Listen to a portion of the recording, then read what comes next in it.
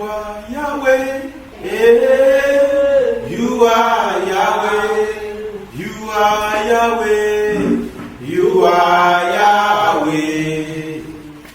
Alpha and Omega.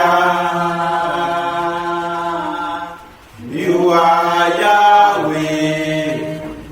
Alpha and Omega. You are Yahweh. You are Yahweh. Hey, you are Yahweh. You are Yahweh. You are Yahweh.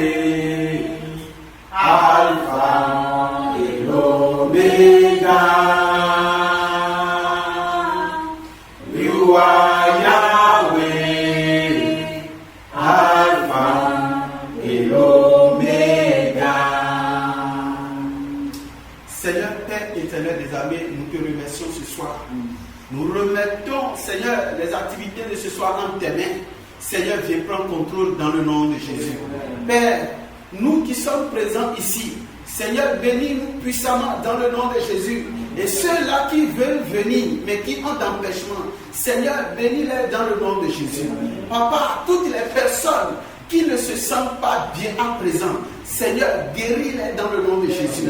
Père, ouvre maintenant nos entendements à te recevoir ce soir dans le nom de Jésus. Père, nous te disons infiniment merci.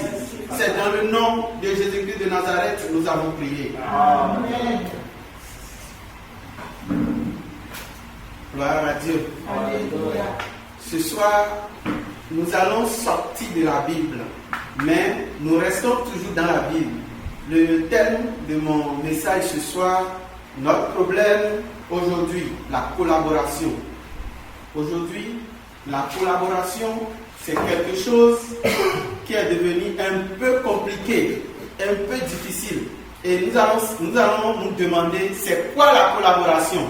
La collaboration, c'est quoi? C'est celui avec qui tu travailles. Celui qui est avec toi, qui travaille avec toi, c'est ton collaborateur. Nous qui sommes chrétiens, nos premiers collaborateurs, c'est qui? Ce sont nos femmes. Si tu es un homme, ton premier collaborateur, c'est ta femme. Si tu es une femme, ton premier collaborateur, c'est ton mari. Mais aujourd'hui, on remarque que ce sont les collaborateurs même qui nous empêchent de travailler. Si nous quittons la maison et que ici nous avons tous des entreprises et nous recrutons des personnes qui vont nous aider à booster notre entreprise. Je vous donne un petit exemple là. Lorsque vous prenez un employé pour vous aider, c'est ce même employé là qui vous détruit. Comment ça se passe? Je donne un exemple. J'ai un supermarché et je recrute des employés pour pouvoir m'aider à vendre. Ces employés-là, quand les clients viennent, ils veulent acheter quelque chose et la chose manque dans le rayon.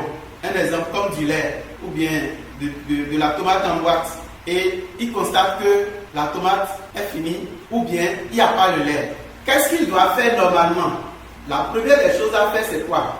C'est de rassurer le client qu'ils ont le stock, mais que certainement que ce n'est pas encore arrivé à la boutique ou bien au supermarché. Mais cet employé, bizarrement, c'est lui qui va dire au client, ah non, j'irai demander au patron si il y a de la tomate. Il va là-bas, il dit, patron, un client veut acheter de la tomate, il veut acheter du lait, il n'y a pas ça dans les rayons. Automatiquement, le client sait que celui-là, ce n'est pas pour lui la boutique. Ou bien, ce qu'il va encore dire au client, mais monsieur, à côté, il y a quelqu'un qui vend. Et peut-être qu'il va encore dire qu'il vend moins cher que nous. C'est ce qui se passe. Or, dans d'autres pays, lorsque un article finit comme ça dans un rayon, qu'est-ce qu'ils ont l'habitude de faire? Ils ont l'habitude de rassurer le client. Ah, monsieur, l'article vient de finir. Nous allons consulter notre fournisseur. Est-ce que vous pouvez nous permettre jusqu'à dans 1 heure ou dans 2 heures de temps pour pouvoir vous ravitailler et vous servir? Là, lorsqu'il agit comme ça, est-ce que le client saura que il est employé là, ou bien dira que c'est pour lui la structure? Celui qui est venu acheter va penser que c'est celui qu'on a placé là, c'est à lui l'entreprise. Ça veut dire quoi? Lorsque on lorsqu'on est en train de réaliser une entreprise, lorsqu'on a une entreprise, il faut que ceux-là qui collaborent avec vous soient dans le même esprit que vous. Sinon, c'est eux qui détruisent ce que vous faites. Je vais prendre l'exemple d'une église qu'on est en train comment je vais expliquer? Une église naissante. Donc, on est en train de nourrir les enfants spirituels, on est en train de les chérir, on est en train de les attirer. Mais, bizarrement, c'est votre collaborateur, c'est-à-dire celle qui est à côté de vous, bien celui-là qui est à côté de vous, qui peut-être sa manière de parler renvoie cette personne. La plupart, c'est la femme des pasteurs qui renvoie les fidèles. Ou bien, c'est ce que nous entendons.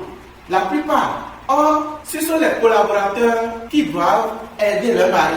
Donc, dans ce sens-là, il faut que nous-mêmes, qui sommes chrétiens, que nous puissions travailler réellement pour éviter cela dans le corps du Christ.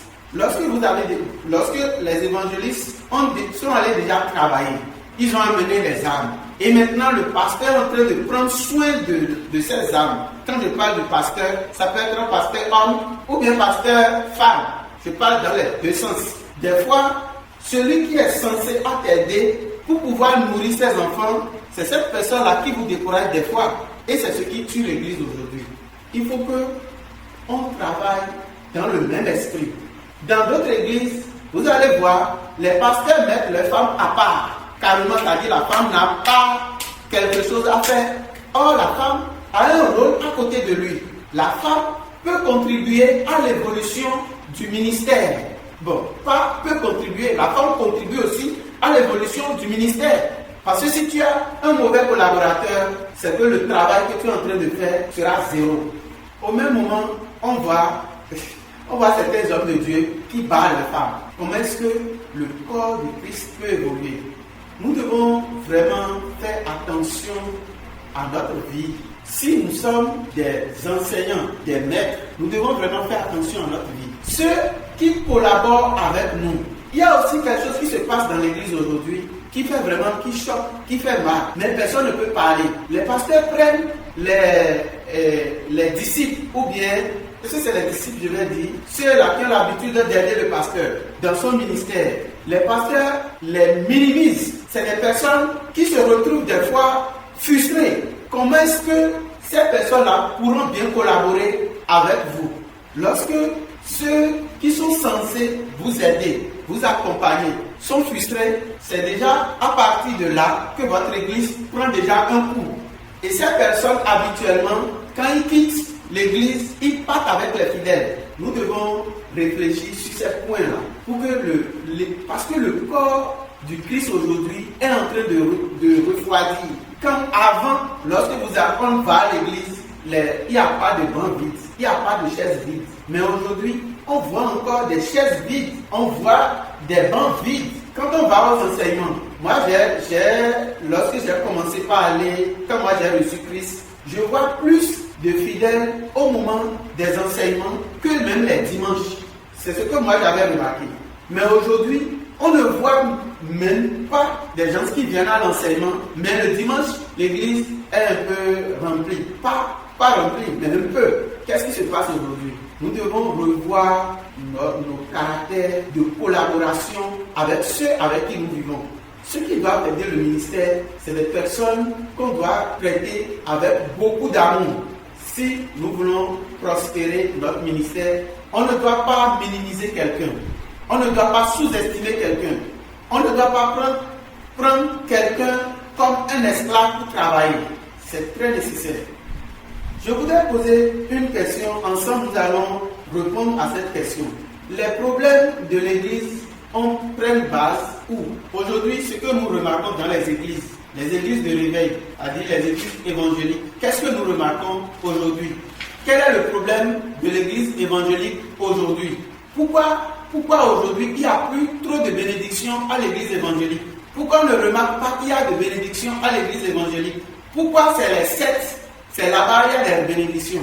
Quand je dis bénédiction, ça dit, vous savez, là-bas, c'est des choses visibles qu'on voit. On voit les personnes prospérer, mais c'est un piège. C'est un piège. C'est arrivé là-bas qui se rend compte que c'est un piège. Maintenant, qu'est-ce que nous faisons pour éviter ça? qu'est-ce que nous faisons? On peut aussi voir des pasteurs qui ont l'habitude de critiquer